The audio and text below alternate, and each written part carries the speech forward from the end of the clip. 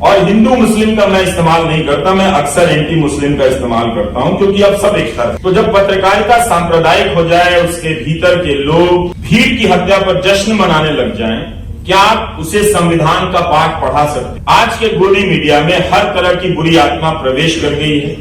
एक जो अच्छी आत्मा थी, संविधान की आत्मा, वो मीडिया से बाहर कर दी गई। एक सांसद ने नाम ले लिया कि जीन से पैसा ले, कहीं कोई प्रमाण नहीं। उस पर मुख्य धारा के गोदी मीडिया ने उस पर बहस। अभिसार खुद पत्रकार है, तो अब पत्रकार को उस मीडिया से लड़ना पड़ रहा है अपने अस्तित्व को बचाने के लिए। तो आम नागरिक की क्या हालत होगी आप समझते? वो एक पोस्ट बनाता है, उसी पोस्ट को सैकड़ों दर्जनों पत्रकारों के ट्विटर हैंडल पर पोस्ट करता है, कोई नहीं सुनता। पहले होता था कि मीडिया आदमी के पास चलकर जाता था, अब आदमी मीडिया के पास चलकर जा रहा है, तब भी कोई नहीं सुनता है। और गजा को लेकर जिस तरह से उनकी रिपोर्टिंग है वो बहुत खराब है, लेकिन उसी रिपोर्टिंग में उन्हीं चैनलों के प्रतिनिधि आप देखेंगे जो गजा में मारे जा रहे हैं। 28-29 पत्रकारों की वहां पर हत्या हुई है इस युद्ध में, और ये चैनल कम से कम इसमें इतना लिहाज बचा हुआ है कि कह रहे हैं कि हमारे संवाददाता हैं। मुझे ठीक से नहीं मालूम कि ये इनके पूर्णकालिक संवाददाता हैं या अंशकालिक हैं, स्ट्रिंगर हैं, लेकिन फिर भी ये कहना कि ये हमारे संवाददाता हैं।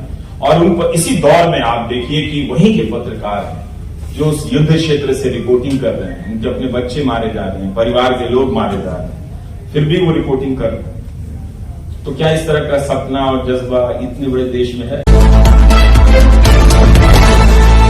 अगर आप सांप्रदायिक नहीं हैं, मुसलमान से नफरत नहीं करते हैं, तो फिर गोदी मीडिया में आप क्या करते हैं? कैसे अपना दिन बिताते होंगे? यह भी सोचने की बात है। आपकी क्या वहां कोई जगह हो सकती है? तो आज पत्रकार होने के लिए सांप्रदायिक होना और एंटी मुस्लिम होना पहली शर्त। और जब आप सांप्रदायिक हो गए तो आप किसी भी तरह से लोकतांत्रिक और संवैधानिक नहीं हो सकते। वो संभावना आपके भीतर ही खत्म हो गई, वो किसी संस्थान से पैदा नहीं की जा सकती। और हिंदू मुस्लिम का मैं इस्तेमाल नहीं करता, मैं अक्सर एंटी मुस्लिम का इस्तेमाल करता हूं, क्योंकि अब सब एक तरफा है। तो जब पत्रकारिता सांप्रदायिक हो जाए, उसके भीतर के लोग भीड़ की हत्या पर जश्न मनाने लग जाएं, क्या आप उसे संविधान का पाठ पढ़ा सकते हैं? आज के गोदी मीडिया में हर तरह की बुरी आत्मा प्रवेश कर गई है।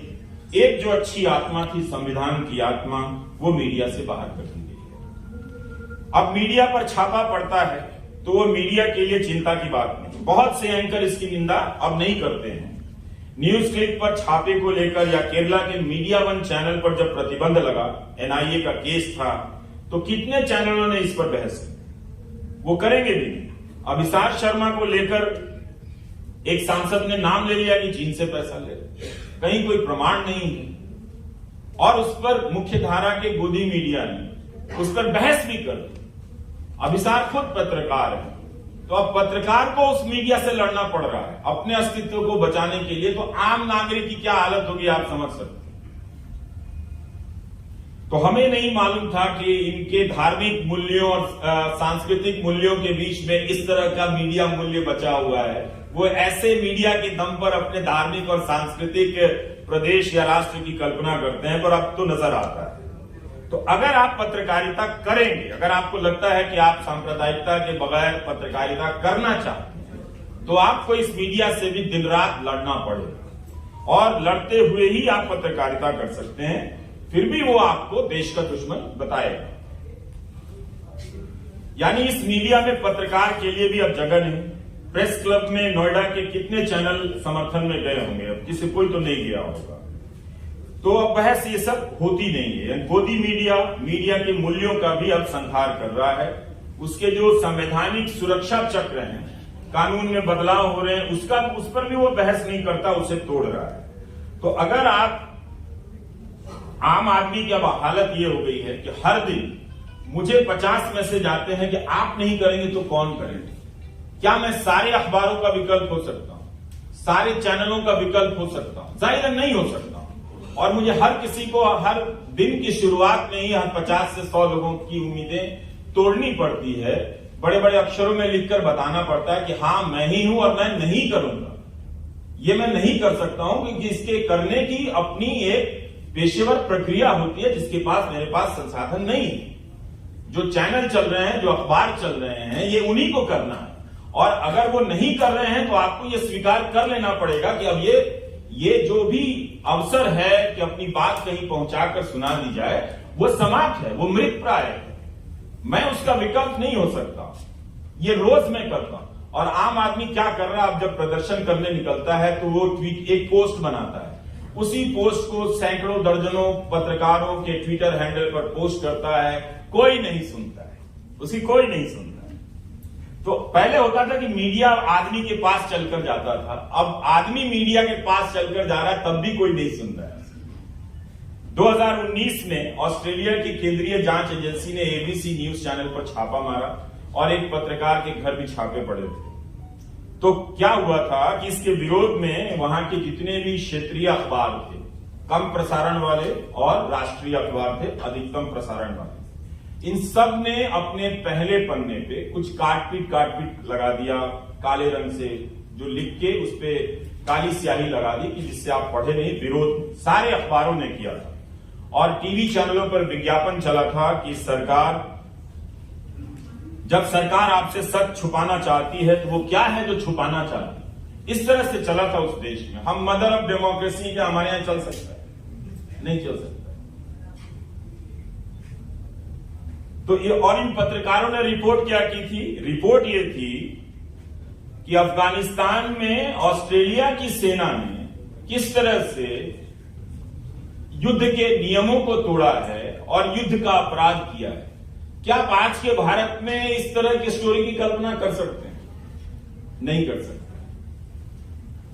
और इससे वहां के जो प्रधानमंत्री थे उस वक्त, नाम भूल रहा हूं, लिख कर लाया था कहीं, स्कॉट मॉरिसन, बड़ी दिक्कत हो गई उनकी, तो एक राइट टू नो कोएलिशन बना था। Right to no coalition. हमारे यहां right to know RTI, right to information कानून है, उसकी दुर्दशा आप जाकर देख लीजिए कि क्या बोले। उस कानून का भी इस्तेमाल सूचना हासिल करने के लिए ये लाखों करोड़ के विज्ञापन वाले मीडिया में आपको एक दो पत्रकार ही मिलेंगे, वो भी अखबार में मिलेंगे। तो जो आरटीआई का कानून लाया गया, जिसका सबसे ज्यादा इस्तेमाल पत्रकारों को करना था, उन्होंने ही सबसे कम किया। 2014 के पहले कुछ हुआ होगा, 2014 के बाद तो अब करते भी नहीं है, और कोई करके लाता है तो भी 5 मिनट है, काफी है, हो जाएगा, खत्म। तो इस तरह से 2018 में अमेरिका में भी बॉस्टन ग्लोब के नेतृत्व में करीब 300 अखबारों ने संपादकीय लिखा था, प्रेस फ्रीडम के लिए लेके लिखा था। तो ऐसा नहीं है कि मैं पश्चिम के अखबारों को आदर्श के रूप में पेश कर रहा हूं, अभी तो बिल्कुल भी नहीं कर सकते। इसराइल और गजा को लेकर जिस तरह से उनकी रिपोर्टिंग है वो बहुत खराब है, लेकिन उसी रिपोर्टिंग में उन्हीं चैनलों के प्रतिनिधि आप देखेंगे जो गजा में मारे जा रहे हैं। 28-29 पत्रकारों की वहां पर हत्या हुई है इस युद्ध में, और ये चैनल कम से कम इसमें इतना लिहाज बचा हुआ है कि कह रहे हैं कि हमारे संवाददाता है। मुझे ठीक से नहीं मालूम कि ये इनके पूर्णकालिक संवाददाता हैं या अंशकालिक हैं, स्ट्रिंगर हैं, लेकिन फिर भी ये कहना कि ये हमारे संवाददाता हैं। और उन इसी दौर में आप देखिए कि वहीं के पत्रकार हैं जो उस युद्ध क्षेत्र से रिपोर्टिंग कर रहे हैं, उनके अपने बच्चे मारे जा रहे हैं, परिवार के लोग मारे जा रहे हैं, फिर भी वो रिपोर्टिंग कर रहे हैं। तो क्या इस तरह का सपना और जज्बा इतने बड़े देश में है? अब तो कोर्ट पे भी आप क्या ही कहें, जज लोग दुखी हो जाएंगे, हमारे बारे में भी छोड़ता नहीं। तो इस तरह से आप देखिए कि कितना एक जरूरी पेशा था, डॉक्टर की तरह ही एक जरूरी पेशा है। डॉक्टर भी वहां से नहीं भाग रहे हैं, शिफा अस्पताल के डॉक्टरों ने तो मैदान छोड़कर नहीं भागे, वो वहां टिके हुए हैं।